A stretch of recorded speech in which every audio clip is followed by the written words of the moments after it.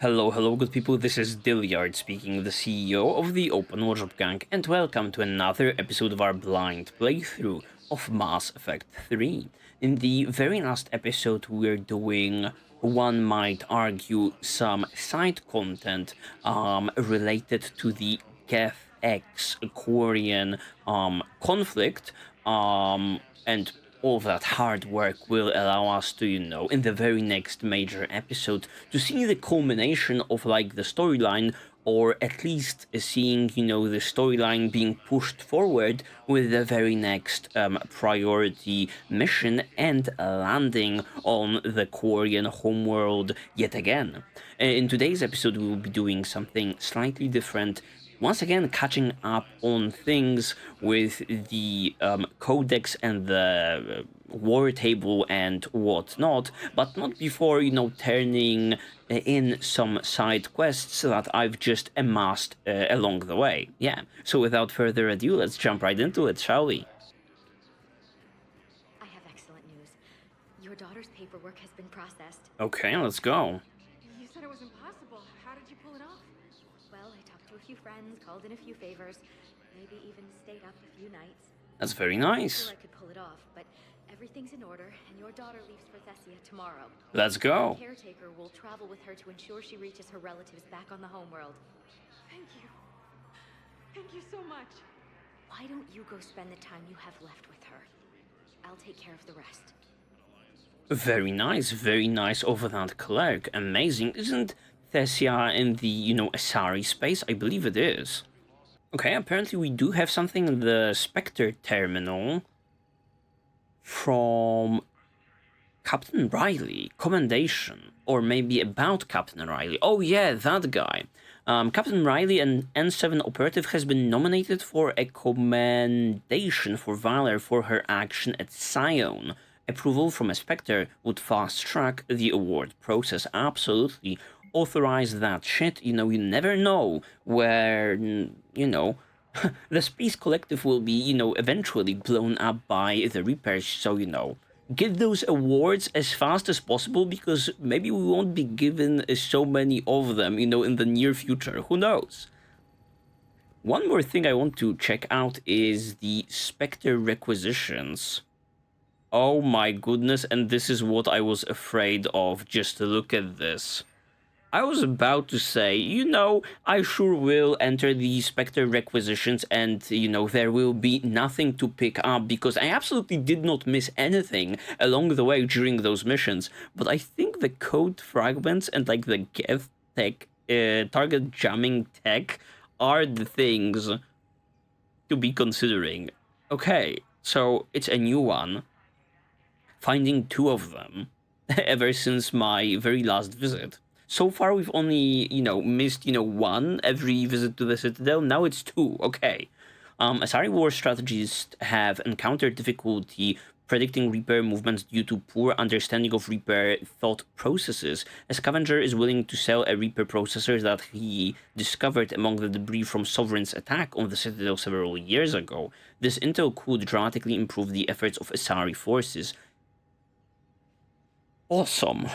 Don't know when I missed this, but I'm buying this because I'm absolutely rich. I'm filthy rich. And similarly, Geth target jamming tech. An Eclipse covered ops team is willing to sell jamming technology that they recovered from a Geth station. Deploying these jamming units on the Presidium could hinder enemy forces in the case of another attack on the Citadel, thereby saving civilian lives. Because the Alliance cannot formally support Eclipse mercenary work, this technology should be treated as though it were discovered during action on Rannoch. Okay. Something that I possibly missed during our Rannoch mission? That's a shame. I'm purchasing it nonetheless. Auto recharge speed for Greaves, not interesting. N7 Defender, a set. Do we have any other pieces? No, we don't. That's okay. Okay, close the store, and we are ready to go. Oh, and here they are. Excuse me, I'm Commander Shepard. If you promise to be careful, I've got something for you. A Reaper code fragment. Yes, I can use this to try to predict their strategic processes. We might be able to save a few worlds with this, Commander. Thank you. Awesome, we did it. We did it. I totally did not buy it for 950 credits, lady. No, I know what I said. Divert forces to the new coordinates. Trust me. We may not be able to stop the Reapers, but I think we can predict their movements now.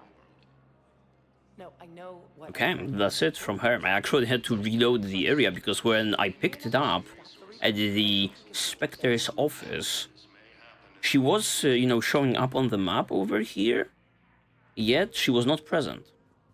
You're sure of what you saw? Yes, Sergeant. Heard from your brother since then? No, Sergeant. All right, Talavi. I'll see if I can get you fighting Reapers instead of Cerberus. Thank you, ma'am.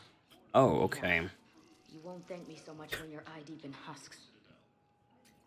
Okay, asking for a change of place due to her brother being in the Cerberus, unfortunately. Do we have anyone else in here we can catch up with? Nope. Wait. You asked if I got heavy armor. I never said it was heavy armor. And since when do you know anything about shield capacitors? I read about them. Did you say you sold your car a few weeks ago? Because that's around the time I got Oh, armor. what a nice lady. And I'm not letting my friend miss a night of purgatory, right? You want to go in, or do you want to talk about my car some more? No. You're right. Let's go in. And I'm buying you some goddamn drinks. Oh, what a nice lady, man. You might be, wasting, might be wasting your money just a tiny bit. The Solarian lifespan, being like 40 years tops and shit. You never know whether this Solarian is, 36 or something along the lines, and that armor will not be protecting him for, a long time. Okay, the Alliance wasn't good for business before, but this is war. They're dying for us. I'm not stealing medicine from them. Your patriotism is touching. My planet's on fire, asshole. Tell your friend in customs every goddamn package is Metagel better stay where it is. Or maybe CSET needs to know where their last gun shipment went. Okay. Fine. I'll pass on the word. I think you should finish your drink. Yeah, think I should. I guess they are, ending the business together. Shame about that, but I mean, she is fighting the good fight. Even the smugglers are worried about like the future of the universe. We tried to run again, but we were blocked. And the farm girl, her leg was broken, bleeding bad. I knocked down a wall in a barn with a big warp field. I'm so proud of that. And we hid. They must have searched for you. I'm an Asari huntress. No damn husk is gonna find me unless I let it. But the farm girl who was with you? Her leg was broken. She was whimpering, and then Naira. I saw her through a hole in the boards. She was coming closer with those dead black eyes. And Hillary, the farm girl, she couldn't stop crying. They were gonna hear. What did you do? What do you think? Yikes. I Hello. came across this treatment plant at a chemical plant. Could it help? Treatment? What is... I've never seen this kind of process before. Huh, probably experimental. It's a long shot, but let's run some tests and see if it might work for our patient. There you go. There you go. Tell me it worked, doctor, and not that I, prescribed you a deadly process. Any improvement? Yes, the counter agent is finally starting to kick God in. bless. Oh my goodness, and look at that in the courtyard. There's Tali. That's a big surprise. That's a big surprise, rubbing my hands together. I don't believe we were given this opportunity to speak with Rex or Morden on the Citadel when, they were occupying some space on the Normandy 3.0, but at the same time they never also officially joined my squad, so I guess for Tali it's slightly different. And would you look at that, a Karshan snapping eel. A powerful predator that will attack fish larger than itself when hungry. Oh shit. I kind of want to buy it when it's hungry, but I do have like the auto feeder, right? I'm not introducing another, you know, fish genocide to like the Normandy with this purchase. It's 9.5. So much more important money-wise than everything else that we've had today, but I guess I will just purchase it. Okay, more models. A scale model of a Quarian life ship. I'm taking that, I'm taking all of that. And a model Geth fighter, also awesome. We've seen them in like the cutscene where we were, you know, inside the Geth consensus. What can I do for you, my guy? I pulled this from a Geth jamming tower. Maybe you can use it. How the hell did you... Never mind. Tech like this, I don't care where it came from. I'll have my people run with this. When the war comes back here, maybe we can save more lives. Perfect, perfect. Just farming reputation. If we can get it working, this jamming tech will make this place a lot safer. The Modal Alliance Dreadnought. Perfect, beautiful. It looks like a big hunk of steel or metal. But I guess you will join my collection. And fighter. Looking slick and shiny. There has to be some way for us to get more medical supplies. Hello. I told you already, we have nothing to spare. We're willing to pay. It's not about payment. Between the war on Palaven and the coup attempt here, supplies are short. If my people don't get more antibiotics and Medicel, thousands of us will die. Then maybe you picked a bad time to start a war with the Geth. I agree. There has to be some way for us to get more medical supplies. I told you already, we have nothing to spare. We're willing to pay. Oh my goodness. Okay, so several things. Tali doesn't seem to be over here in order to chit-chat with Shepard, looking over the beautiful Presidium. Obviously discard like the pigeons in the right corner of the screen and the fucking smoke from the Cerberus attack. And on top of that... I told you already, we have nothing to spare. We're willing to pay. Okay, I'm not gonna support the diplomat, the nameless diplomat, even though he is kind of right. We ought to be supporting Tali. Tali saved the Citadel a couple of years ago. Watch your tone. Watch your tone. You're right. We're all on edge right now, but we don't have enough Metagel for our own needs. We can't help your people right now. I'm sorry. Damn it. Oh. Thank you for trying to help. Okay, so we came to a reasonable conclusion. Despite supporting, you know, Tali, he's not gonna pull the Medicel out of his ass, huh? Actually, I found a Cacliosaur skull. Wow. In amber. Wow. Clone it, or... You're kidding? You're kidding? Seriously? Well, if the genetic material is intact, we could... We've got cloning facilities in Sarkesh. Priorities. Genes were remarkably pliable. Cloning might be effective. Okay. I see that, right? 15k. I guess my, you know, purchase of the eel is now justified. Really? And they're already riding the first units into battle? What? Great. No, don't worry about that. It's how Cacliosaurs mark territory, and the Krogan don't seem to mind. Oh, he's... what is happening? Really? And they're already riding the first units into battle? Well, that's... What are the Cacliosaurs doing? No, don't worry about that. It's how Cacliosaurs mark territory, and the Krogan don't seem to mind. Okay, my goodness. Shipped out of extinction immediately to the front lines, into the trenches. Reporting to you guys back from like the captain's cabin, captain's office, just admiring the big thing, the big eel. It is quite good looking, but at the same time looking a little bit like a, you know, a snail sort of a thing. Not necessarily an eel, but I will overlook it. Yeah, we are finding ourselves here in order to look into like the, I guess, the journal first and looking at the trimmed number of quests, but that is right now of the secondary importance. Let's look into the Codex with a couple of categories blinking. As always, let's start with the voiced ones. Aliens, non-sapient creatures. What can we get over here ever since episode 10.5 and our initial reading of the Codex? Maybe something about like the Thresher Maw god? Is that the possibility? That might be a possibility. Thresher maws are subterranean carnivores that spend their entire lives eating or searching for something to eat. Threshers reproduce via spores that can lie dormant for millennia, yet are robust enough to survive prolonged periods in deep space and atmospheric re-entry. As a result, thresher spores appear on many worlds, spread by previous generations of space travelers. The body of a thresher never entirely leaves the ground.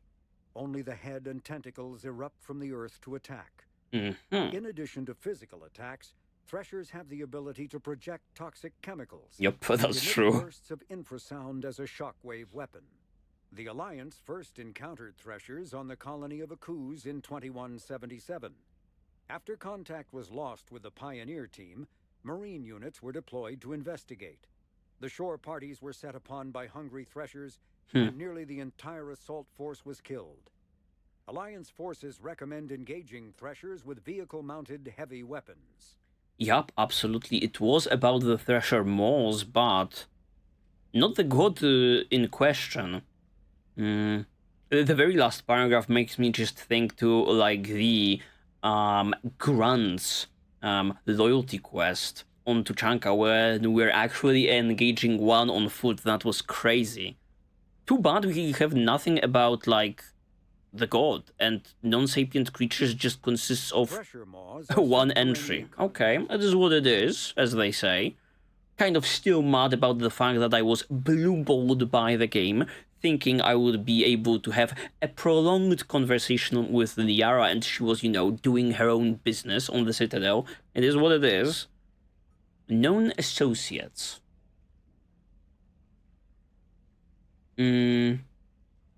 Maybe something about Morden and his sacrifice? Maybe something about Rex? Who knows? Who knows? It's been a while since we've opened this one.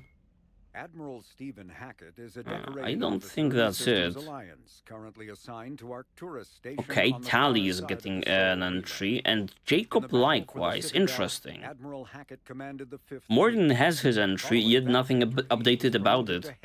Tali Zora, a Quarian machinist, was born in 2161 on the live ship Raya. During her pilgrimage, a rite of passage in which Quarians proved their worth to the fleet, she recovered a Geth memory core that proved a rogue Spectre, Saron Arterius, was working with the Geth. As a consequence, Tali Zora became a crew member of the SSV Normandy, where she served under Commander Shepard during the Battle of the Citadel. Yup. Tali Zora returned to the migrant fleet following the destruction of the First Normandy. Soon after, the Admiralty Board sent her to the former Quarian colony of Haestrom to recover data on the planet's dying we know sun. this. Most of her team was killed when they fell under attack from the Geth.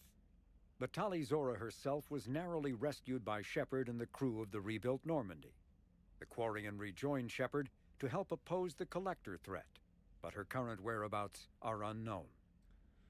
What do you mean unknown? We know them rather well at the given time. Okay, once again, it's just like a catch-up. I thought maybe it will fill in some blanks between Mass Effect 2 and Mass Effect 3 about her becoming an admiral, but I guess we are getting none of that. Jacob Taylor is a human biotic and was once a Cerberus operative working under Miranda Lawson. Born in 2157, he began his career as a Systems Alliance Marine and served as a member of the Corsairs, an arm's-length program for operatives working outside of Alliance jurisdiction. Taylor survived the Geth attack on Eden Prime, but left the Alliance afterwards because of what he perceived as unresponsiveness in the face of aggression. Absolutely true. While working for Cerberus, Taylor thwarted a plot by Batarian terrorists to unleash a bioweapon on the Citadel. Soon after, he was assigned to Project Lazarus, the Cerberus effort to reconstruct Commander Shepard and the Normandy stealth frigate. Interesting. Following the project's completion, Taylor accompanied Shepard through the Omega-4 relay to destroy the Collectors. He survived that mission and has since left Cerberus, although his current whereabouts and affiliations are unknown.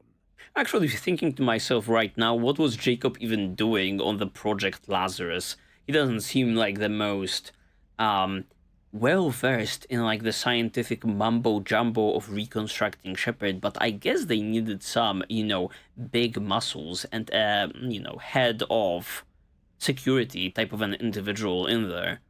Capable, okay. Alright. Plans and locations. Rannoch, obviously, should show up. Jelix, the second planet in the Ori system, is a marginally habitable world of mountains and ice. The planet was turned into a human penal colony upon its discovery in 2161. But its prison shut in 2179 after racking up the worst safety records in the system's alliance. Lawsuits are still in the courts. Shortly after the closure of the prisons, a handful of intergalactic corporations moved in to set up mines, supply depots, and other facilities on the planet. Awesome. All of these descriptions about planets just make me want to go into the wild, you know, even more. But Mass Effect 3, and I guess it is, you know, due to like the change in gameplay from Mass Effect 2 onwards, just doesn't let you out of the, you know, interiors that much, usually. I mean, that's not necessarily true, but whenever we do, it's usually some, you know, urbanized area, like, you know, Tuchanka or something along the lines. I'm just, like, thinking back to the good times we had on the vast plains in Mass Effect 1, on some truly stunning planets. I remember this one thumbnail I made for like episode 16 and a half of that blind playthrough on this red looking fucking map, and so much variety. I know these you know, places were mostly empty and it was a slog, and I was like cutting most of that footage out, but still it was so nice looking, man. I want my Mako back is all I'm saying. An unremarkable world located far from regularly traveled trade routes, Lessus is inhabited only by a small Asari colony. The main feature is a monastery that houses a large population of Asari with active or latent Ardot-Yakshi genes, a disorder that causes the death of anyone who mates with the afflicted Asari. So there can be latent genes also. Themselves voluntarily. Many were sent to Lessus by their families to protect society from their deadly potential. The monastery emphasizes individual sacrifice for the good of the community. Latent Ardot-Yakshi, as well as active sufferers who show that they can control their condition, may be offered a chance to reintegrate into Asari society after spending sufficient time on Lessus. Sufficient time. Active Ardot-Yakshi whose psychological profiles show capacity for neither empathy nor re-education are confined to the monastery for life. Very funny, you know, taking into consideration the Asari lifespan. This can take fucking hundreds of years for you to be reintroduced or, you know, given a chance. Very interesting mission and very enjoyable to see. In the Asari environment, this is something that we, you know, don't get that much in this game. Maybe it's on the cards still, right? Turian Moon, check. Tuchanka, check. Right? The Solarian world, check. Yet, you know, the Asari joining our cause, it was done, you know, a little bit like in the background. It just, you know, happened, kind of. So maybe still something is coming our way. The planet Rannoch, an arid planet orbiting an older star in the Tikkun system, is the former Quarian home world. Almost 300 years ago, the Quarians were driven from Rannoch by the Geth, synthetic servants who gained sapience and rebelled against their creators. Understandably so. Although Rannoch is now largely uninhabited, the Geth have acted as caretakers, working to repair the planet's ecology, restore ancient structures, and cultivate some farmland. What? Rannoch has no insect life. As a result, its pollinating plants evolved to rely on animals for propagation. Okay. This symbiosis between flora and fauna is responsible for the Quarians' weakened immune systems, which made colonization of other planets extremely difficult after their exile from Rannoch. For many Quarians, reclaiming their home world from the Geth is a matter of both cultural and physiological necessity. That's awesome. Like, throughout the game, I think we've been focusing more on, like, the story and the drama, and sometimes so much of the world building that was present there at the beginning of the series is, you know, kind of being... It slips through the cracks. So I'm loving the fact that they are, you know, dropping nuggets like the... these ones over here. About... pollinating plants evolving to rely on animals. So we've only seen some fucking birds on Rannoch, but, like, once again, they are dropping that they restored ancient structures and even cultivate some farmland. So I am very interested in visiting Rannoch yet again to see, you know, some Quarian architecture and such. Would be lovely to take Tali with me and, you know, have some emotional scenes, walk around, her react to stuff, interact with Shepard. It would be just lovely. You know, outside of the occasional shooting at the Geth. Alright, the Reapers. Banshees are a new entry in this one, certainly, I think. The Reaper called Harbinger is believed to be the yup, Banshee and Harvester, even. Banshees are the corrupted ugly motherfuckers. Leading a Reaper strike force. The Reapers create them specifically from Asari with active or latent predispositions to become Ardat Yakshi, a rare neurological condition that enhances the Asari's biotic power while causing the immediate death of anyone she mates with. Lumbering as though in constant pain, the emaciated Banshees are surprisingly durable opponents. Yup. They are devastating biotics, able to hurl lethal balls of energy and create shock waves as they regenerate. What Alliance military finds most disturbing is the Banshee's ability to spawn her own warp field and seemingly teleport during combat. Awesome. Although their wails have no apparent physiological effect, the psychological impact is undeniable. When Banshees die, their Ardat Yakshi genetics twist against them, causing a biotic implosion to ensure they evade capture.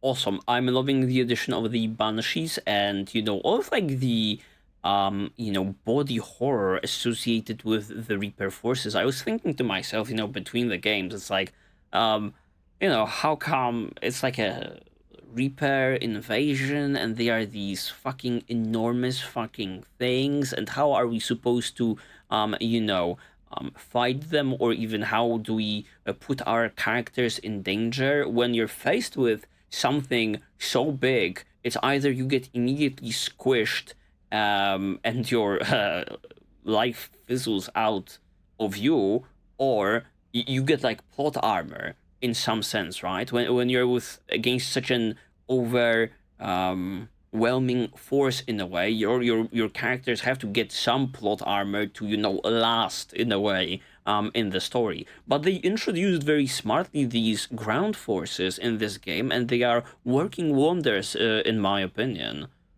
considering their design and everything about them. The sight of a Reaper harvester in flight nearby is one of the first indications that a Reaper invasion is underway. Their massive wingspan allows them to quickly cover the distance between them and their prey. One fucked up individual, let me tell you. There are two heavy guns that fire in an alternating pattern. The Harvester's most fearsome quality, however, is that its appearance guarantees that Reaper ground troops are not far behind. Yeah, too bad we only got to fight this guy, like, once during the, you know, the prelude to, like, the Tuchanka bomb mission, I believe? Yeah, and it was, like, an awesome sequence, although I died a bunch of times. It was awesome following, like, the Harvester around, or rather, maybe escaping from it. Swatting it away with guns, but most of the time, due to me being a very squishy individual, I had to, you know, weasel my way in and just shoot at, like, the wings, and I wasn't able to, take in the magnificence of this, ugly creature.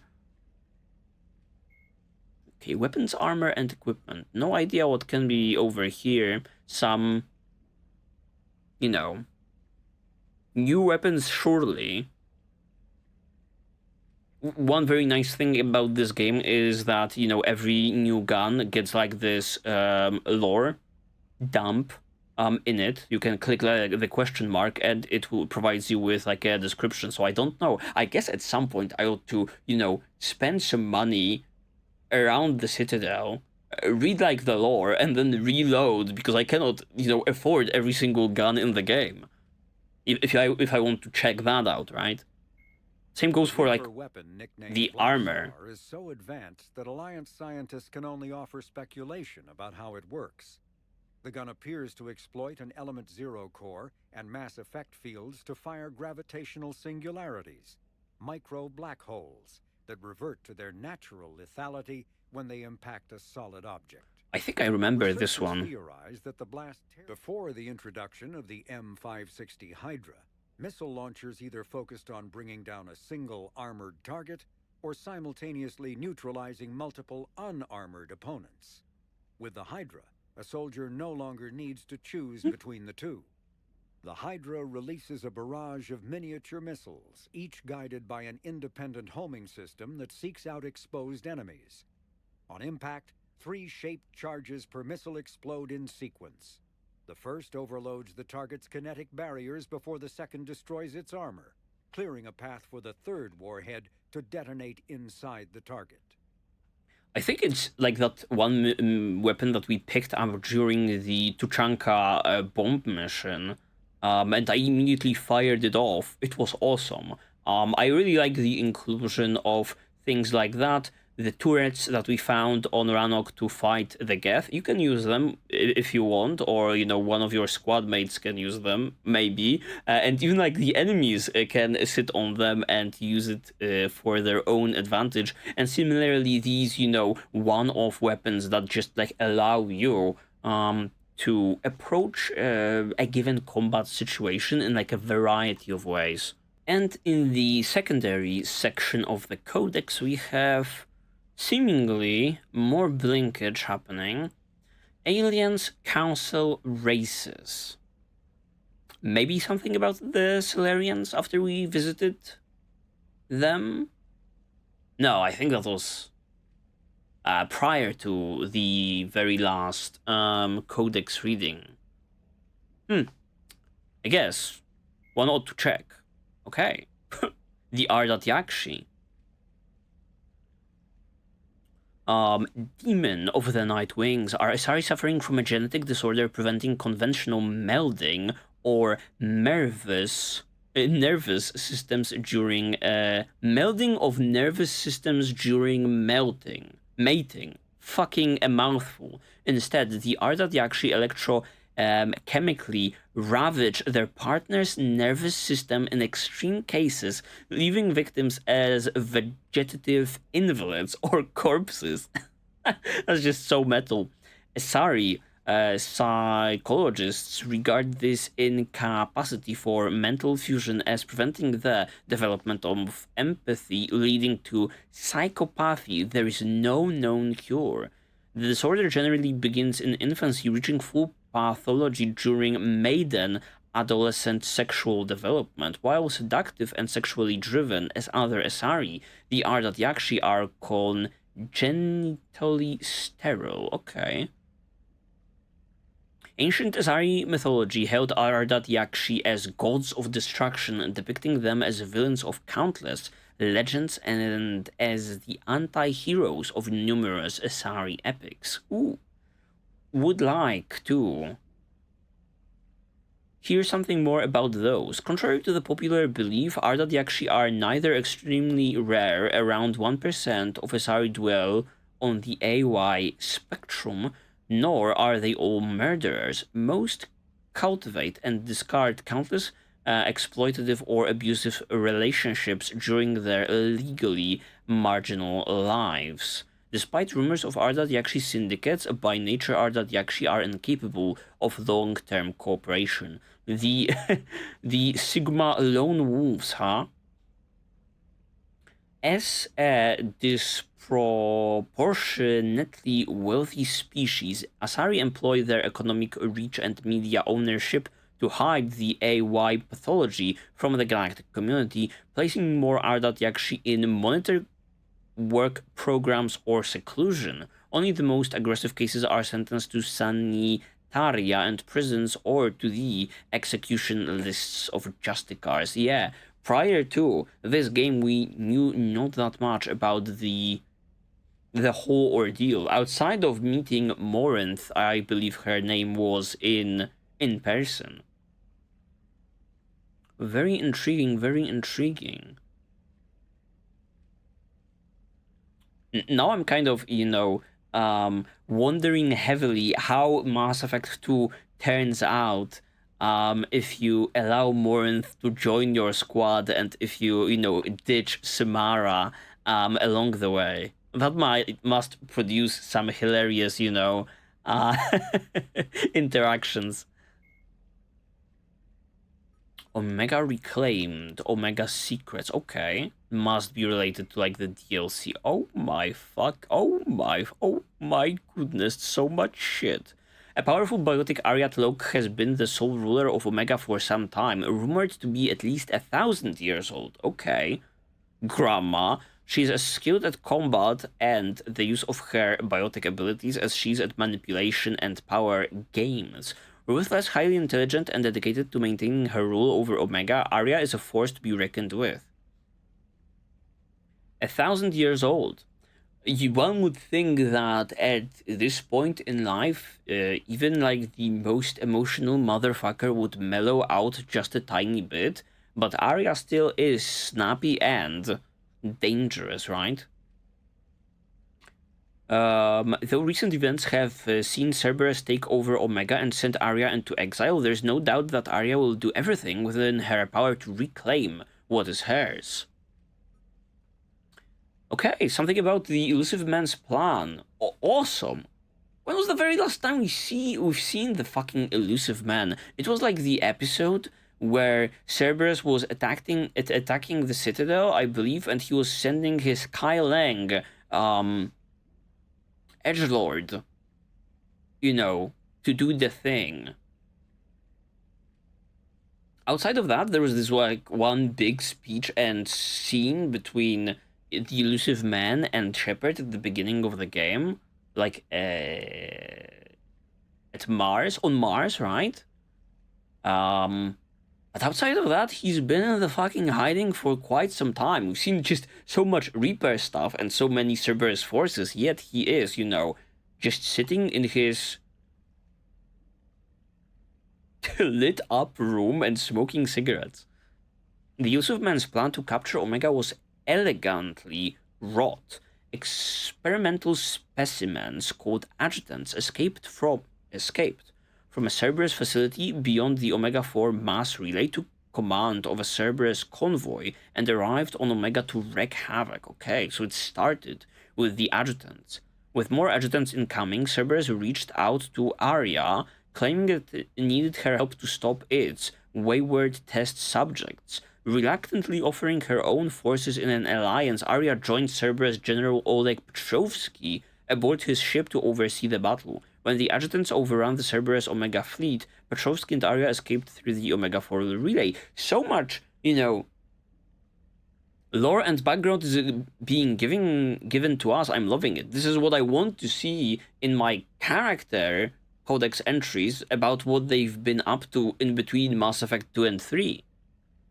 However, Petrovsky's subordinate Colonel Raymond Ash had remained behind on Omega to take control of the station's defenses while Cerberus reinforcements approached. Announcing that it was protecting the galaxy from the adjutant threat, Cerberus seized Omega, giving the Elusive Men full control of Omega-4 Relay and the space beyond. Without Arya to keep them in line, the various criminal and mercenary factions on the station erupted, fighting both Cerberus ground troops and each other. Yet it was a mayhem.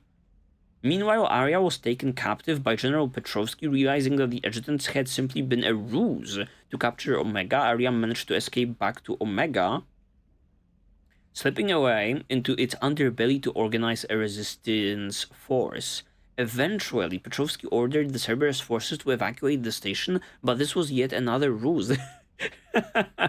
Playing 4D chess, this time to lure Arya out of hiding. With his troops out of harm's way, Petrovsky summoned a massive Cerberus fleet and presented Arya with an ultimatum: leave Omega or lose it. Petrovsky threatened to destroy the stations rather than lose control, and with no alternative, Arya left, vowing she would return to claim Omega and take her revenge. And she needed just one man for the operation. Okay, and about the adjutants. Adjutant is the Cerberus codename for the experimental subject created at a secret facility beyond the Omega-4 relay. The creatures are based on Reaper technology, and the adjutants encountered on Omega have the ability to infect any life form to create a new adjutant. Okay, so it's just as easy as that. It spreads like wildfire.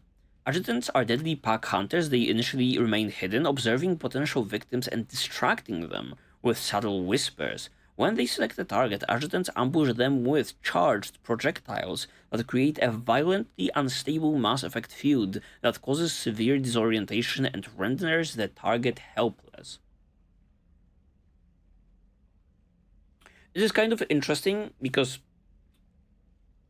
one can argue that, you know, these adjutants, I mean, there must be some intelligence behind them, but at the same time, there is this animalistic aspect to them.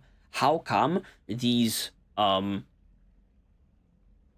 creatures can use Mass Effect fields, which are like a product of science, and require, you know, some thinking, is a puzzling element, right? Who else could be using like the Mass Effect fields? Are there some naturally occurring, you know, specimen in the Mass Effect universe that utilize the Mass Effect concept by themselves? You know, without it being injected into them? I don't know. Enhanced muscle tissue gives adjutants the ability to leap surprising distances, allowing them to close in and infect their target quickly. The baseline form of the being does not match any known species. Xenobiologists suspect that Reapers may have originally created and implemented the virus several cycles before the protein extinction, and that it still carries genetic traces of its original host. Very intriguing. If this is true, then like the Collectors, adjutants are a glimpse into the distant past, as a species whose very existence and struggle against the Reapers has long been forgotten. Ooh, that's a metal. The Collectors turning out to be, you know, proteins was an awesome reveal, let me tell you. So they are cooking with the adjutants also. Okay, Mr. Petrovsky is on the menu next. Military strategists and classical scholar, General Oleg Petrovsky is one of the Illusive Man's most respected operatives. As a corporal in the First Contact War, really? Petrovsky was forced to take command of his unit and proved his tactical brilliance by holding off repeated Turian attacks for weeks. Okay, man. This guy's a war hero. Similarly, how, you know, our Shepard started off his journey in Mass Effect 1 just a tiny bit. The war ended before his position was overrun, but not before Petrovsky had witnessed firsthand the brutality of the Turian war machine. Despite being praised and promoted for his bravery, Petrovsky eventually found more common ground with Cerberus than the Alliance military. Since leading the campaign to seize Omega, Petrovsky has proven to be a capable, if firm, administrator who is focused on containing or eliminating unstable elements before they threaten Cerberus's occupation of the station. Okay. Okay, now he's in the Alliance custody. It all comes back to like the beginning. The Rampart mechs. Though its initial invasion of Omega was successful, Cerberus was soon faced with the problem of controlling the station's large and often lawless population. An initial solution was to establish detainment areas bordered with impassable force fields, the red ones, believed to be sheets of plasma suspended in a magnetic field. As Cerberus tightened its control of the station, units that could pass freely through the force fields to police the populace became necessary, leaving Cerberus engineered to recover low-key security mechs from the remaining Eclipse mercenary chapters. When upgraded with Cerberus' proprietary mini-fabrication technology, shielding recovered from Omega's Element Zero processing plants, we've been through those, and additional ablative armor, the result was the Rampart mech, a flexible combat unit designed for control and intimidation of Omega's inhabitants. Man, I'm loving this. How come there is so much cool shit about the Omega DLC? It's just so lovely. I cannot express it enough. My enjoyment, I think, of like the Omega DLC would have been, greatly increased, even though it was on a satisfying level already, if I were to, read those during like the playtime of that DLC, but I had no idea it's hidden in here. So much cool stuff, right? Also directly connected to like the events. Some of the other things in like the Codex is just supplementary. Here it seems like it's a must. Rampart mechs can seek out targets or troublemakers anywhere on Omega, even lower industrial areas where radiation can be intense. It is fitted with infrasound and scent markers that are fight or flight, triggers for several species, and are intended to subdue or disperse a crowd. When necessary, Rampart mechs can channel all available power into generating a high-intensity shield that defends them against hacking or biotic attacks and weapons fire, protecting the Rampart until reinforcements arrive. For combat, most Rampart mechs are equipped with a standard-issue shotgun. If damaged beyond repair, the Rampart mech destroys the shotgun's aluminium alloy heat dispersal sinks, coating any nearby assailants in red-hot residue that burns through armor. Yeah, they blow up. Awesome. In extreme situations, the Rampart mech overclocks into a hunter-killer mode, diverting power from its unique shields to single-mindedly destroy its targets. In this mode, the Rampart mech moves faster, attacking with a flash-forged omni-blade that targets unprotected nerve clusters and immobilizes the luckless target. The Rampart also channels excess heat through the dispersal sinks, visibly burning off materials to create an intimidating display as it advances. My goodness, so much build-up. So, for mechs that we have not even fought that many, right? And same goes for adjutants. So much lore and interesting bits for a species I encountered, what, a dozen of? Awesome. Oh, and here she is, Nyreen. Yikes. The one who arguably suffered the most. Considering, major characters, Petrovsky got off scot-free. Not Nyreen. Born to a family with a long and honored tradition of military service, Nyreen Kandros left the Turian military after the emergence of her biotic abilities. Oft suspicious of biotics, the Turians shipped Nyreen off to the Cabal units, where her abilities and experience were grossly underutilized. It seems like a trend in the Mass Effect universe that we meet these characters of great ability and, the official administrators, or like the ruling organizations just don't utilize them well. They get fed up and they leave. After several years as a mercenary, Kandros was drawn to Omega by its reputation as a haven for capable freelancers. Nyreen's early years on Omega were a pivotal time for her. Arya Tlog. Interesting.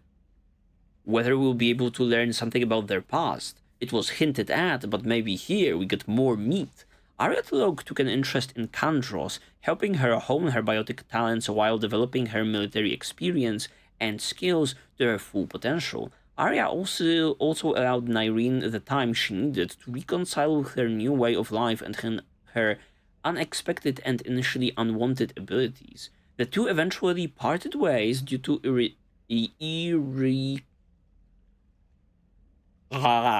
irreconcilable differences, but Nyreen Kandros remained on Omega. Upon Arya's return to the station after the Cerberus invasion, Nyreen revealed herself as the leader of the Talons. Reformed under her leadership, the Talons are Omega's newfound symbol of resistance against the Cerberus occupiers. Awesome. Too bad we don't know whether you know. The two of them were closer than one may suspect. And the Turian Cabals, to finish it off. The Cabals are an elite biotic Turian unit whose dictum is the intangible is unstoppable. As Turian biotics are relatively rare, with biotic abilities manifesting in only a small percentage of element 0 exposed Turians, Cabals tend to be small and only comprised of 10 to 15 individuals, led by a commanding officer called a Cabalim. Okay, alright. Now they are, they keep mentioning it, I don't remember encountering another Turian that is capable of using biotic abilities, outside of Nyreen. It's usually the Asari doing the stuff, Kaiden and other Jack-like individuals also. Salarians, have we seen like a massive Salarian massive effect field user? I'm trying to recall. I don't think so. Kirhei was like an engineering individual, if my memory serves me right, and we have not actually met. Morden was also like an engineer with his, freezing and exploding powers. Yeah, I don't believe we've met like a Salarian biotic. A Turian Cabal is often deployed covertly as shock troops or saboteurs, or they are sent on long reconnaissance missions for the hierarchy. In addition to advanced biotic training, all Cabal soldiers are highly skilled in small arms, explosives, infiltration tactics, and piloting. Centuries ago, during the Unification Wars, military Black Ops would recruit Turian biotics as infiltrators, planting them anonymously in the regular infantry as observers or using them as assassins. This historical practice has left a cultural bias against biotic soldiers among the Turian rank and file. Makes sense. As a result, the Turian hierarchy prefers to keep its cabals isolated from other branches of the military, citing safety and unit cohesion concerns. Even Turians whose biotic abilities are not combat proficient are segregated into cabals, often forcing them to cut short their promising careers in order to serve as a medic or maintenance officer. Okay, that sucks. However, Cabal soldiers are professionals. Those who do not adapt are quickly weeded out, resulting in strongly unified terms of experienced, deadly biotic warriors who see their isolation as a necessary sacrifice to protect the hierarchy. The war with the Reapers means that the Atarian hierarchy no longer has the luxury of keeping such powerful assets in reserves. Maybe many Cabals have been recalled to Palaven, while the most experienced have been dispatched to the front lines for surgical strikes on Reaper strongholds or to provide support for regular infantry. Awesome, awesome, awesome. Just let me see more of it. We are done with the Omega Reclaimed, but I'm already deeming it the highlight of the journal reading session. Okay, organizations, what do we have? Cerberus Phantoms, and that's it. These sneaky motherfuckers that were on like the Citadel, right? Phantoms are agile Cerberus agents with a wide array of offensive and defensive capabilities, including particular specialization in evasive maneuvers and firing from cover. Yup, they are flipping all over the place usually. Although intelligence on their implants still evades the Alliance, Phantoms are known to be able to create a personal barrier for greater protection. Molecular blades and biotic shielding allow Phantoms to engage in close quarters combat, and Phantoms can briefly cloak in order to recover from injuries. Because of this ability, the Alliance recommends personal confirmation of a Phantom's death. Okay. Rather brief this time. It's just, you know, shows... It just shows how... What am I even trying to say? It often is, like, you know... During development, you cannot allocate time to everything, and sometimes certain parts of the game can be overcooked. But then you create like a DLC, you know, after the game is, you know, released officially, you have the time, you have the manpower, and then you know, for example, have one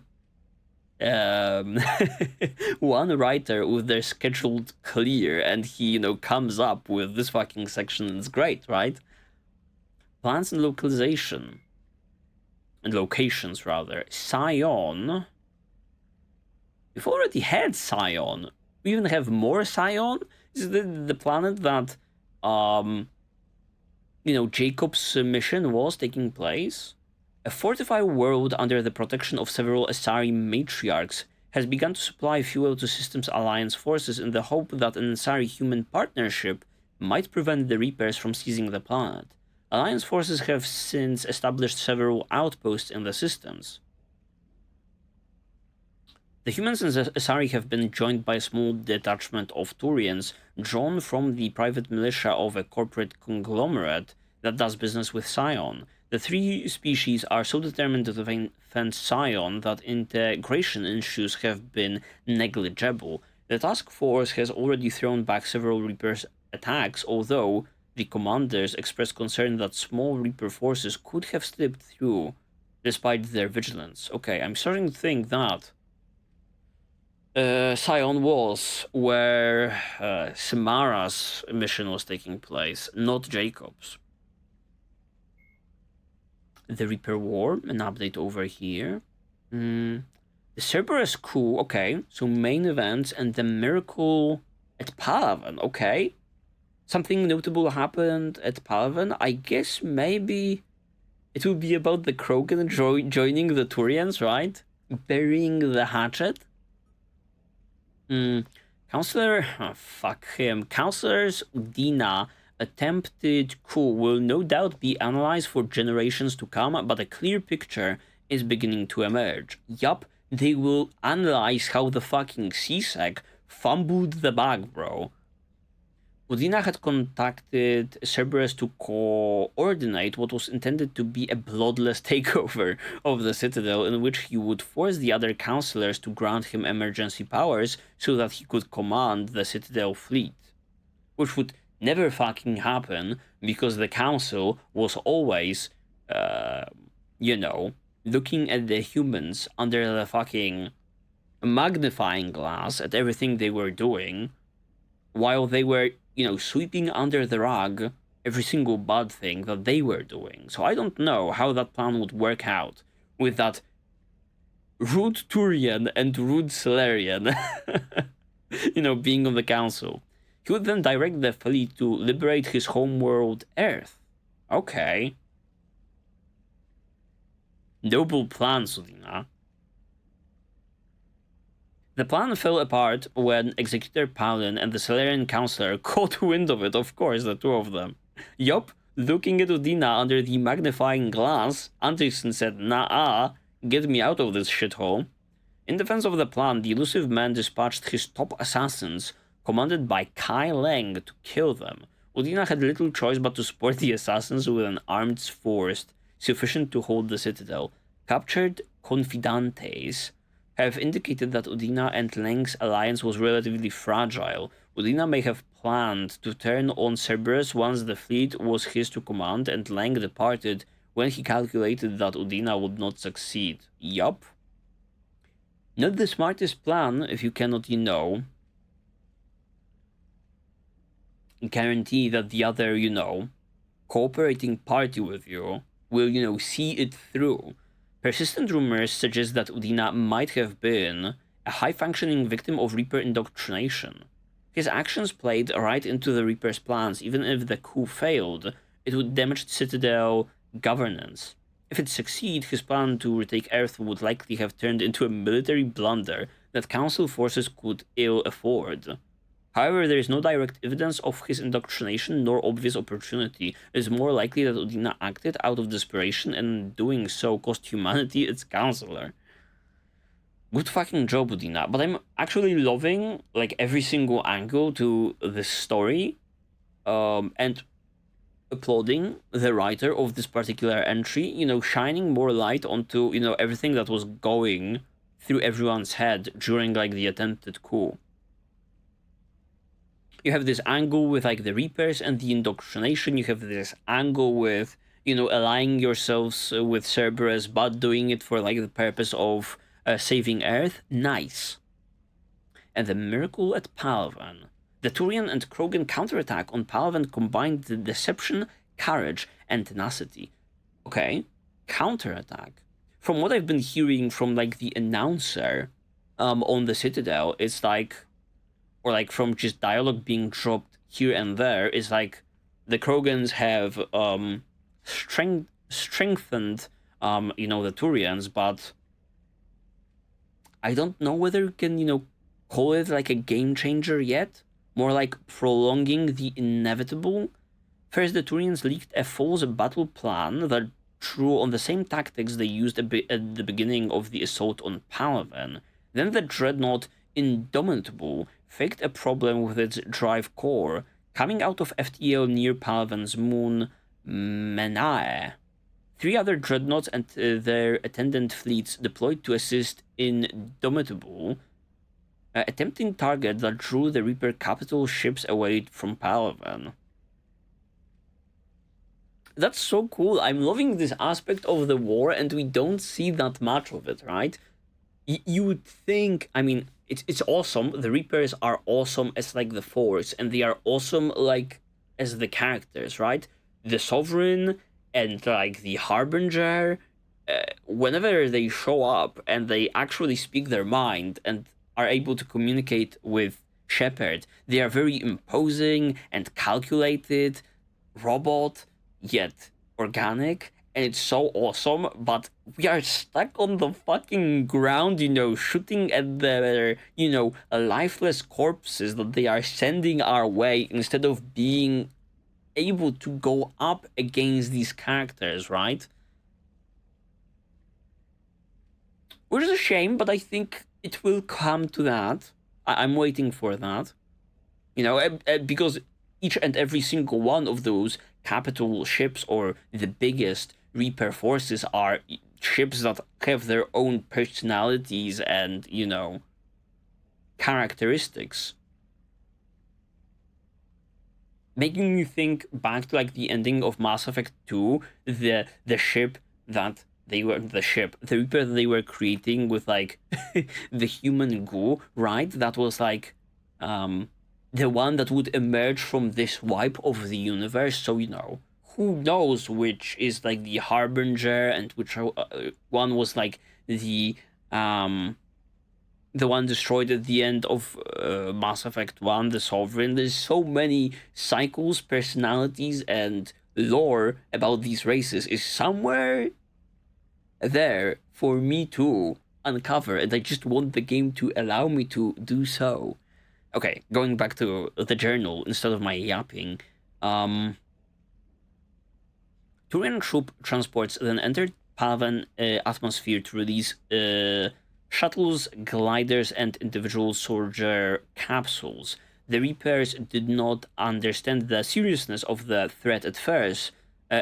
Those that detected the landing crafts sent husks and collector swarms to intercept them, but little more. This allowed Krogan commandos to link up with Palaven's resistance and hand off their payloads, warp bombs, and fission weapons.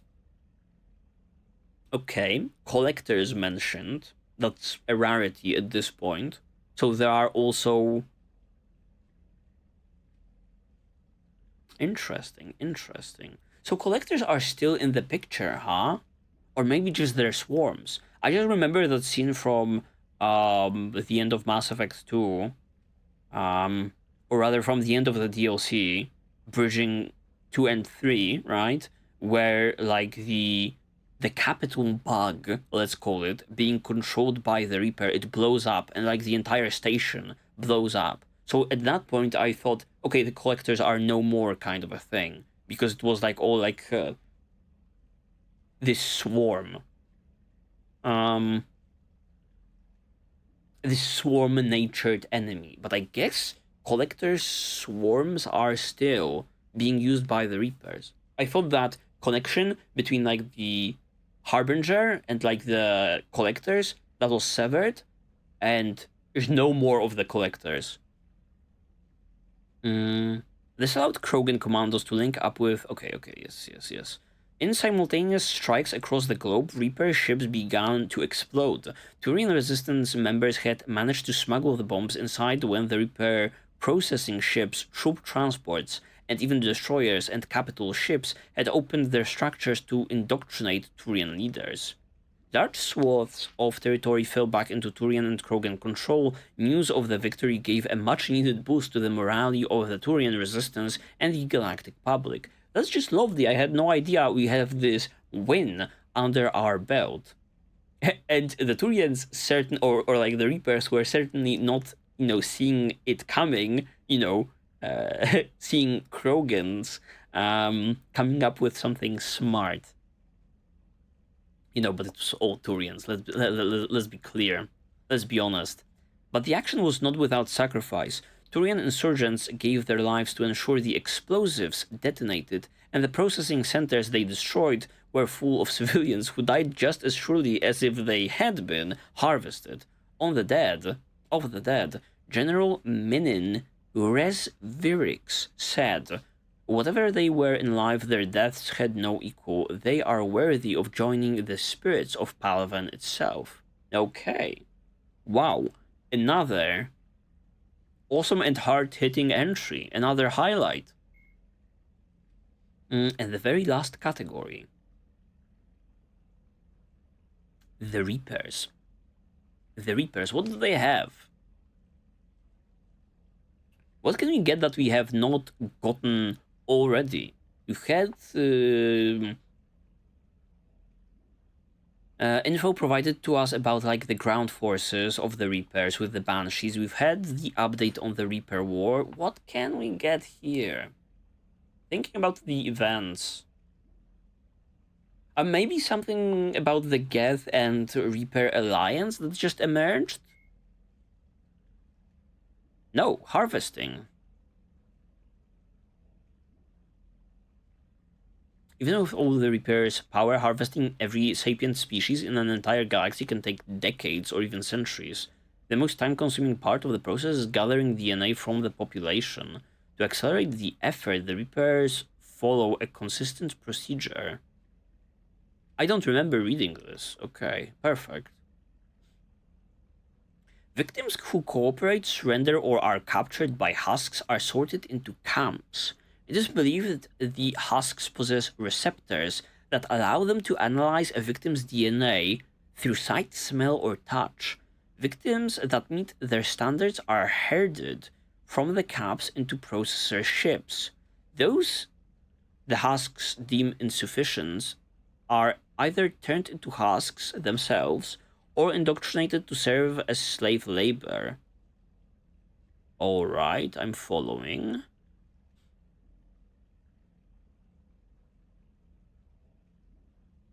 Okay, victims that meet their standards. What does it mean? Processor ships. And then turned into those twisted versions of Batarians, Turians, etc. Because insufficient ones are turned into husks or indoctrinated. The Reapers use this last option to give their victims false hope. Many captives who would otherwise fight back become docile when they see members of their own kind obey and survive. That's crazy. I thought it's all about, like, wiping the galaxy and the status quo. What are you doing enslaving people? Is this like a like a long-lasting process with, like, there possibly being enslaved races on board of these oldest and most ancient Reaper ships? Is that a possibility?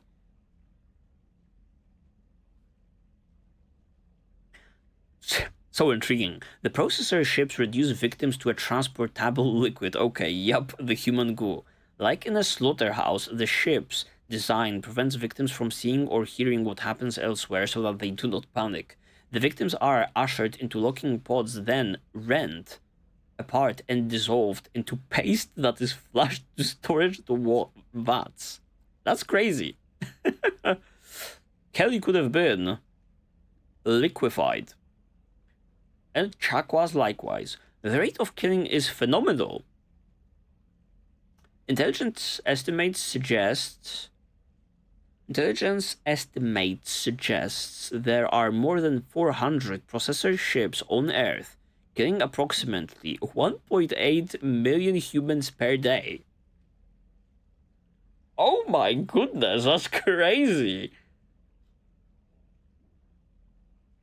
How are we still kicking? I guess it's not been that much time, you know, in universe-wise.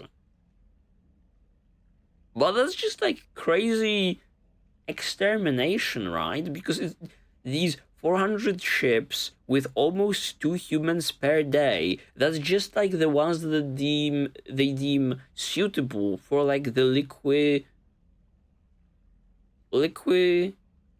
liquidation, right?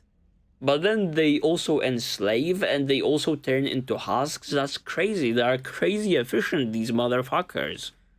In combination with battlefield deaths, disease, and famine, this pace will result in the complete depopulation of Earth within a decade. A decade? Really? That's crazy. We will hold them off for a decade? How many people live on Earth currently? As the husks end, indoctrinated slaves build more slaughtering facilities. The kill rate can only increase. That's crazy. I can only say that's crazy. It's gruesome. And their vulnerabilities, something that we don't hear often. Although clearly technologically superior to the Citadel forces, the Reapers have experienced casualties in the battles across the galaxy. This indicates that theoretically, with the right intelligence, weapons, and strategy, the Reapers could be defeated.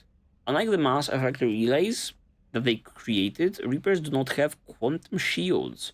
Locking itself down at a quantum level will leave a Reaper unaware of its surroundings until the shielding deactivates. Instead, Reapers rely on kinetic barriers. In the case of Reaper capital ship, these kinetic barriers can hold off the firepower of 2 dreadnoughts simultaneously, but 3 clearly causes strain and 4 typically results in destruction. Weapons designed to maximize heat damage, such as the Phalanx series, the thing that we, I believe, loaded onto Normandy 2.0, the Turian Big Gun, show better results against the Reapers than pure kinetic impacts. Makes me wonder why the Reapers allowed the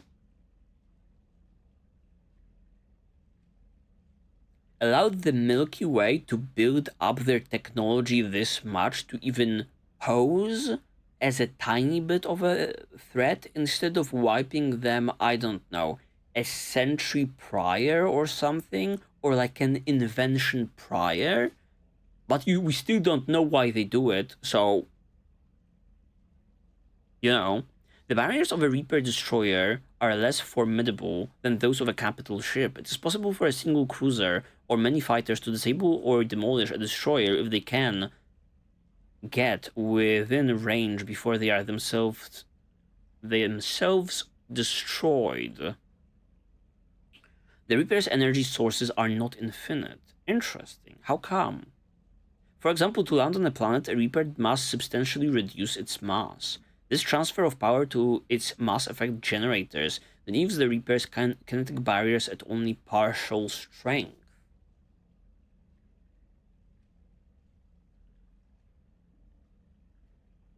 Interesting. Is it saying it's just the landing that is straining, or just being on the source of the planet, being affected by gravity and shit, and other forces in the atmosphere, let's say, is already making a Reaper weaker, therefore any fighting shouldn't be done in the outer space, but on planets, theoretically. Sovereign was destroyed while assuming direct control over Saren. The feedback from Saren's death seemed to entirely overload Sovereign's shields. Current Reapers do not seem to suffer from this design flaw. Yes, Saren and the Sovereign were very much connected together, and, you know, kind of Sovereign at some point, probably after Saren game ended himself, yeah, was like directly controlling the lifeless husk. Reaper capital ships can turn faster than Citadel dreadnoughts, but to do so they must lower their mass to a level unacceptable in combat situations. Consequently, it is possible for a dreadnought to emerge from FTL, travel behind the capital ship, then bring its guns to bear faster than the Reaper can return fire. This is a poor tactic, however, against Reapers flying in proper formation. I see. You have to guerrilla warfare these motherfuckers. This time reporting to you guys from like the war table, and it seems that we amassed a new blinkage in every single category. Seemingly.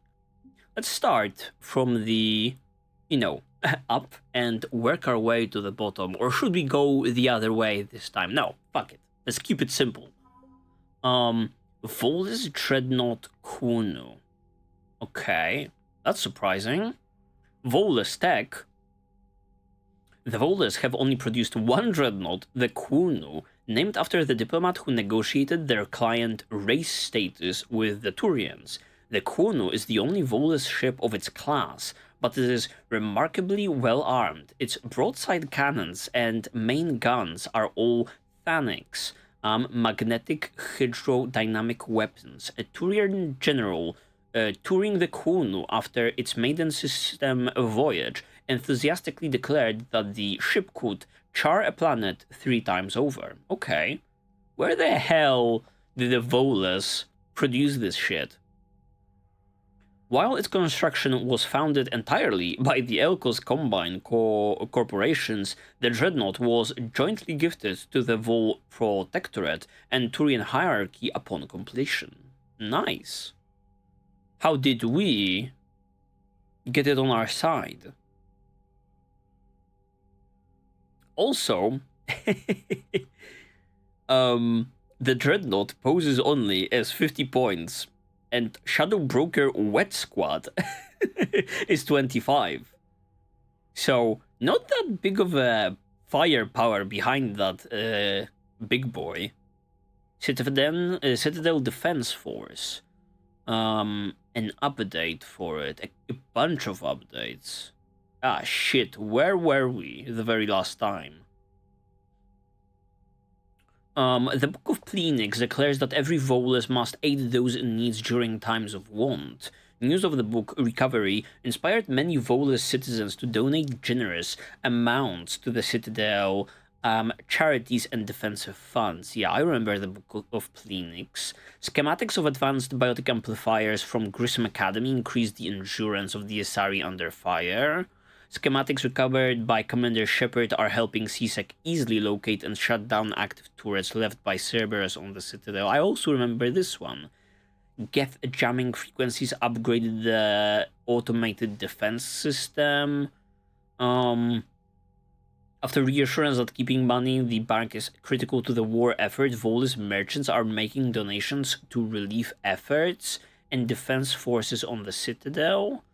CSEC is focusing on smaller crimes and misdemeanors. This has spread their forces thin, decreasing efficiency when dealing with larger threats. Okay. Maybe actually some points were subtracted over here. Housing was found for students from Grissom Academy too young to work on the Prothean device. These gifted teenagers have been helping, however, by dealing with any repetitive problems that can't be delegated to VIs. CSEC was authorized to train the civilian militia, strengthening their defense forces. Once again, I remember this one. A Spectre gave CSEC permission to tap into surveillance on private citizens. Yup, I remember this one. Okay. What else? Alliance. The Engineering Corp. The Alliance Engineering Corp. Wait, also updates here. I could have sworn we've had this. Protein data drives discovered by Sonax Industries have been turned over to Alliance engineers, and the base of a Hesperia period statue is covered in Prothean writing. Translations have proven useful to engineers working on the Prothean device. Oh yes.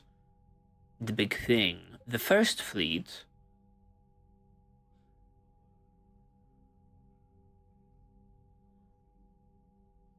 Improved treatment for chemical burns are being implemented by Alliance doctors and medics, because I remember that this fleet lost a third of its vessels protecting the Council. I can only hope that, you know,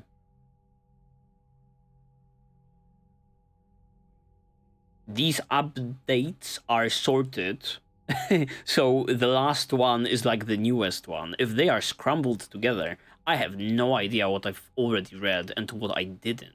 Or haven't. The Asari. The science team.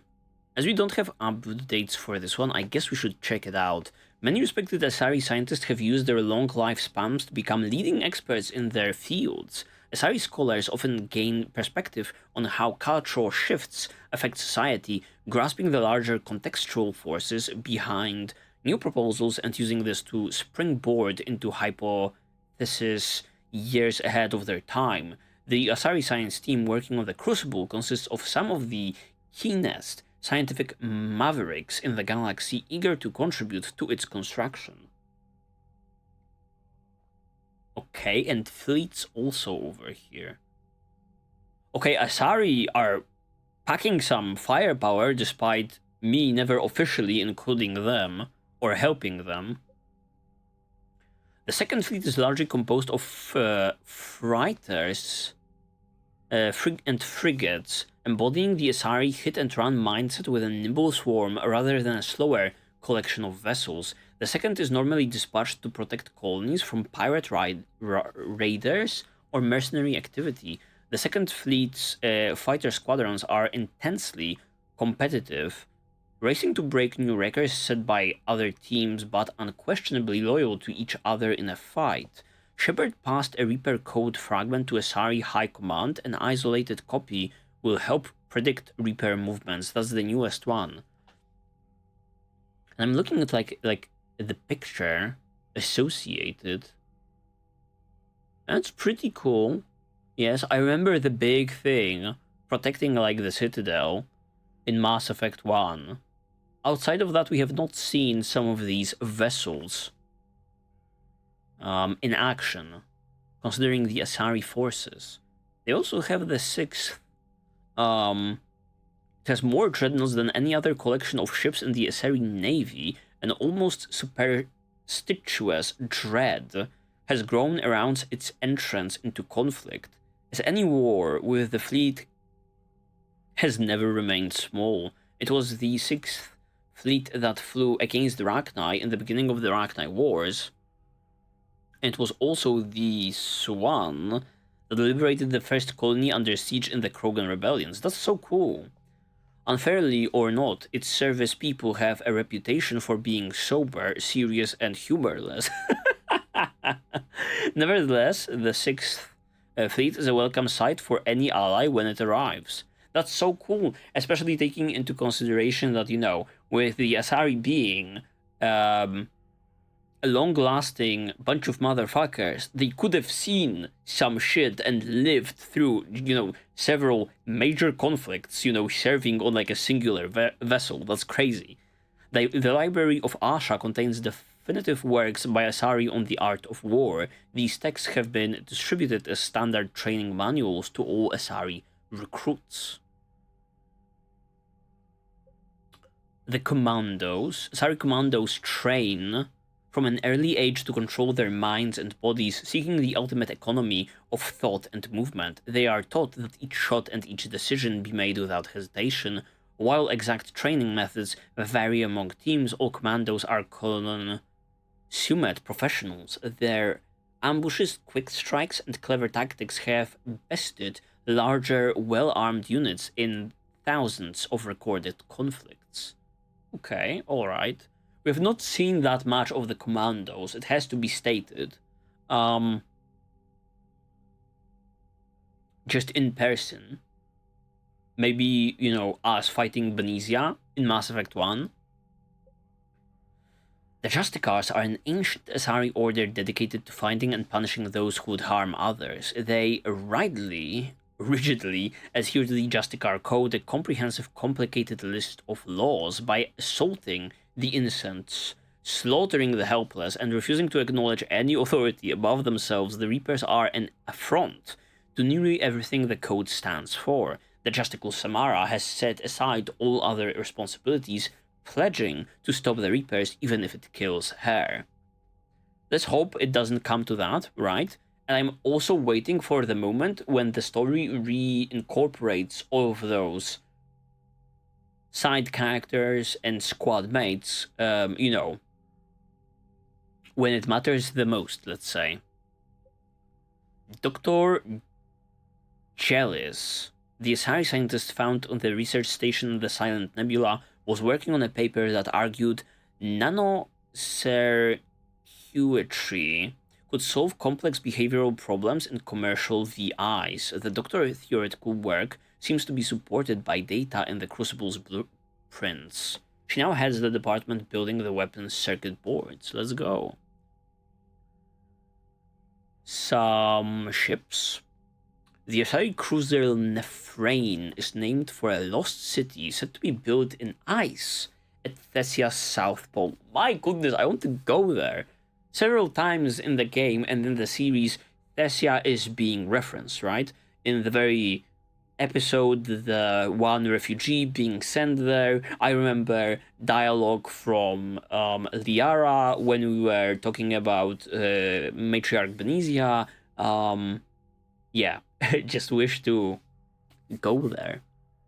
The cruiser still carries scars from scores of Geth fighters it took on during the Battle of the Citadel in 2183. The crew refuses to have the scars removed, considering them marks of honor and a reminder of how close they came to annihilation. Okay. I have to say, this ship looks mighty imposing. Don't necessarily know, how it fights. It has like an unorthodox shape, considering a ship, a vessel. You know how those space ships, they usually, some of them, the imagery in science fiction is just like based on like water vessels. I don't know what's happening over here. It might look like a, hair blower, hair dryer, a little bit. So I would like to see this one in action a tiny bit more. The research ships. The Asari scientists in Orisoni had isolated themselves to prevent academic and corporate theft of their work. They've been researching new polymers, looking for a material with high heat resistance and zero conductivity that is dirt cheap to produce. One of their prototype materials appears ideal for insulating the Crucible's venting chambers. Okay. And the Asari engineers are the graceful soaring spies. No, wait. The graceful soaring spires command to Asari architecture look deceptively delicate, but Thessia's palaces, universities, and theaters have stood longer than most civilizations. Once again, Thessia mentioned, I want to go there. Asari architectural engineers dispatched to the Crucible are testing the weapon's construction to make sure it can withstand tremendous amounts of pressure. If built improperly, stress could tear the Crucible in half upon activation. Okay, Asari. You are doing quite well for yourselves. Considering points, 500. Okay. So the Alliance is doing the most of the lifting. But like the points are rather evenly spread out, I want to argue. What do we have over here?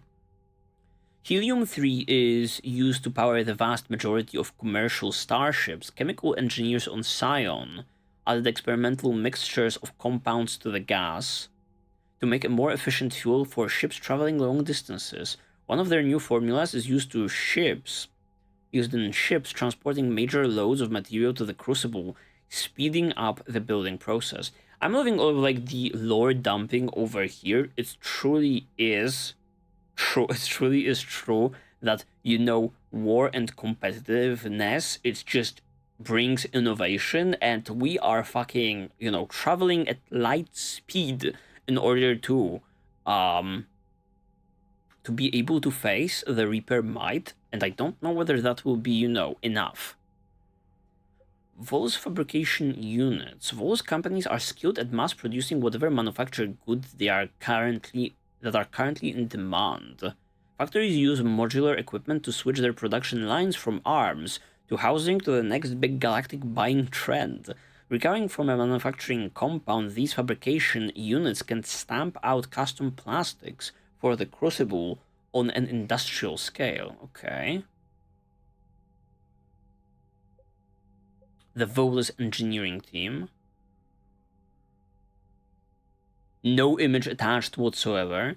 Elkos Combine is a manufacturer known for producing reliable but less expensive versions of higher grade weapons and armor. Their scientists are adept at reverse engineering new technology. The Vol's engineers rescued from Satu Ard are applying these same methods to break down instructions on how to create several dozen new plastics that must be integrated into the Crucible superstructure. In a show of unprecedented generosity, Elkost Combine has waived all proprietary claims to any new compounds created by its scientists. Well, how nice of them to, you know, do a little bit of that cooperation in the face of extinction itself. Element Zero converters and refineries are large industrial facilities that remove impurities from the element, also called EZO, before it is used to fuel starships or gravity generators. It's an important process, as sending an electrical change through impure EZO can cause the element to explode. By setting up a conversion facility beside the Crucible, EZO can be mined, refined, and supplied to the project in record time. I swear, the Crucible section is like the things that we find along the way in the galaxy, mostly due and during scanning. Emergency fuel pods. The fuel pods scavenged from a field of debris in the Valhallan Threshold were once attached to a fleet of merchant vessels making long risky journeys into uncharted space. The pods have been repurposed for the Crucible project. When activated, the Crucible fusion reactors consume entire oceans of helium-3. The fuel pods serve as emergency reservoirs should the weapon use more power than expected. Do we already know how this shit works? I remember something about back engineering, looking at blueprints and scratching one's head, you know, building it and going with the flow, you know, regarding the Crucible. We have like the sword-like structure with like the handle and like the big ball over here, and I'm really curious how it's gonna work, you know? Where's like the big cannon? is there a big cannon involved? You know, usually when you have like a gun or something with like a barrel, you have to point it at someone. Do we know where this shit is pointing, even? What if the Reapers attack from, like, that other left side, or, like, the right side, depending on where the barrel is located? What if they, you know, surround us also? Will it be some, I don't know, maybe an EMP charge that is being spread throughout the galaxy? Because this is how you combat, you know, robots, usually in fiction, or, like, extensive machinery, right? And technology. That could kind of work, right? Wipe the technology from, like, the universe, but also the Reapers in the process. But it would be like it would have to produce like an enormous EMP charge or something along the lines, right? How it would also affect societies and the future of the universe, I don't know. Would it wipe everything for good? I don't know how, you know, the galactic society would go back to where it currently is after such a blast. I guess that's an idea, because, you know, it's probably not a big gun now that I think about it. Even though it resembles the Death Star just a tiny bit, it probably doesn't shoot off lasers like the thing in Star Wars. Yeah, that could be a way to do it. Why did no one think about this? No one, like, put it forward. How about, like, an EMP blast that wipes the entire universe? Or the Milky Way? I mean, I guess this is, like, a tall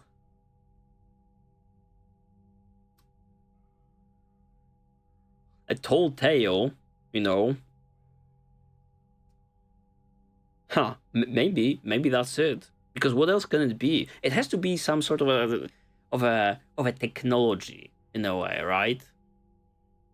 Some sort of technology, some sort of a weapon. It has to be used. There has to be like some sort of a button, right? Because it doesn't seem that there is like a bunch of people that will be like, you know, operating it. I don't think it's a ship. Maybe it's a ginormous EMP blast. Maybe you heard it here first, guys. Advanced power relays. The advanced power relays are 15 kilometers of insulated wiring connected to the switch boxes that regulate the energy flow. And it's constantly, in the context of the Crucible, they're talking about, you know, the enormous power usages and energy flow. But, you know, at the same time, if it's just like an enormous EMP machine, like the scientists from around the Milky Way would be able to say, oh, we know instantly what it is or how it works. Yet it was, you know, clouded in mystery. So maybe there's more to it. Wait, I didn't finish this one up. Installing the relays in the Crucible will prevent catastrophic power surges from overloading its systems. Yeah, once again, overloading systems, like a big energy blast maybe, sort of a thing. Not necessarily directed, but going everywhere. The haptic optics array is an experimental computer user interface. Cortical implants allow users to see screens projected in front of them. A user's eye movements are tracked, syncing the hand gestures as they sift through data. While disorienting at first, people using the optics array report increased efficiency, and the technology has been adapted by several dozens engineers for use on the Crucible. Okay, they are grinding away at their keyboards. That's lovely. What do we have about... I guess let's skip to the Geth, because I'm mighty curious, you know, what will be added later on into this category. What do we have at the given time that is giving us 60 points? Because I'm thinking that the Quarian section, that's Tali, Tali only. So maybe the Geth is Legion, and what else? Oh, yes, the bunch of primes that joined our cause, of course. Okay, it's not even Legion, it's Geth Prime Platoon. Geth Primes are built to house more programs than other platforms and operate as mobile networking hubs. Their combat software provides a boost to any Geth nearby, coordinating and directing attacks. Since the destruction of a Prime unit causes the processing power of other Geth to drop, Prime hardware platforms are heavy, shielded, and well armed. Okay. Jumping into related territory, if Legion is not here, then I'm gonna say that Tali is not here. What Quarren-related upgrade have we gotten? Okay. Oh, saving this guy. When Admiral Zal Koris sacrificed his vessel to save a life ship, the civilian fleet thought they'd lost their leader. After Commander Shepard brought Zal Koris back, he passionately argued that the safest action for the civilian fleet was to stay with the flotilla. His captains rallied and stayed. The story of Zal Koris' miraculous survival on Geth-infested Rannoch has spread throughout the flotilla, making him a reluctant hero as he mourns the loss of his ship and crew. Okay, so they already know about what happened on Rannoch. I don't like this development of... I don't like this development, of events. I'm not gonna lie. The development that includes Legion and Tali not being over here in their respective categories, right? Unlike some of our past squad mates. Because I believe we got, just like the entry on Samara, right? Something tells me that they will only appear here after, the related priority missions, and I just hope that there is a possibility of both of them joining our war assets. But the fact that they are not already there kind of sends shiver down my spine at the thought of a possible, choice that is ahead of me. Let's see what we have in Krogan. The Krogan clans have agreed to throw their considerable might against the Reapers. Their shock troops are aggressive, relentless, and recklessly brave. Okay. Rex will surely be found in there. Grunt also, but 800. 800 is a lot. Alright. Here he is in all of his glory. Erdnot Rex fought alongside Commander Shepard during the Reaper's first invasion attempt in 2183. Afterwards, he returned to Tuchanka and spent the following years rising to the leadership of his clan, championing progressive methods meant to strengthen the Krogan as a whole. Conservative elements were unhappy, but news of a successfully cured genophage has solidly united all of Tuchanka under Rex's command. Okay, so it's done and dusted, everyone is on the same board. Hailed not only as a great warrior but a savior, the Krogan will follow Erdnot Rex into the maws of the Reapers themselves. Yup. With that particular move, both Rex and Shepard will become the absolute legends in the Krogan lore. I do not doubt that whatsoever.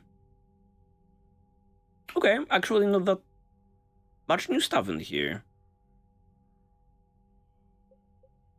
The Krogan clans, with an update.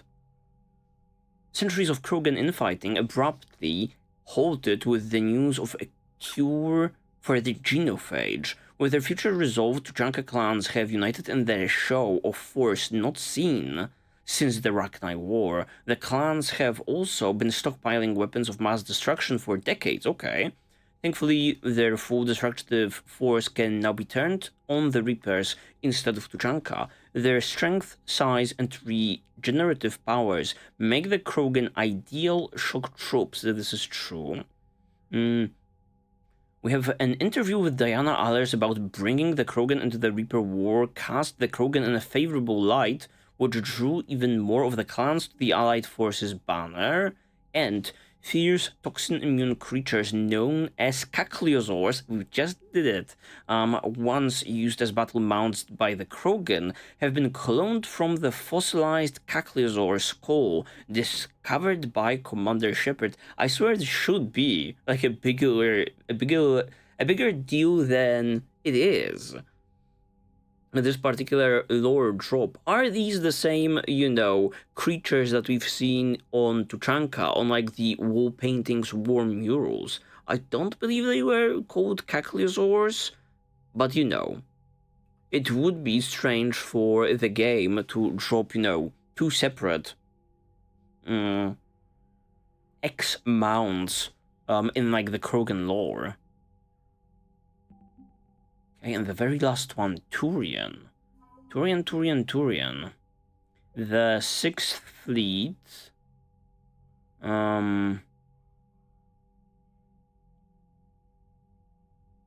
Commander Shepard recovered a neurotoxin formula from a Cerberus lab, using it to make an antidote for a poisoned Turian general. Lovely. Do we have anything else? The Spec Ops team. Guard Captain Vidi Nose hands a special operatives team that distinguished itself in the war on Tetris, tracking down Turian separatist leaders opposing the hierarchy. During the war, the separatists rammed a ship traveling at FTL speeds into the heart of Tetris capital. Vidinos's unit experienced their worst fighting in the Diluvian wildlands, unwelcoming marshes with a population deeply sympathetic to the separatist cause. Okay, and with that particular one, we have no more blinking in like the war assets. And I think that's going to be it for today. Thank you guys very much for watching. Like, comment, and subscribe, but do it only if you guys feel like it. It's always greatly appreciated though when you guys do, because it helps the channel a great deal, and considering the channel, also check it out, there may be some other blind playthroughs in there that may pique your interest. For the very last time, thank you for watching, see you in the very next one, and bye bye, stay safe out there, you beautiful people. Bye bye!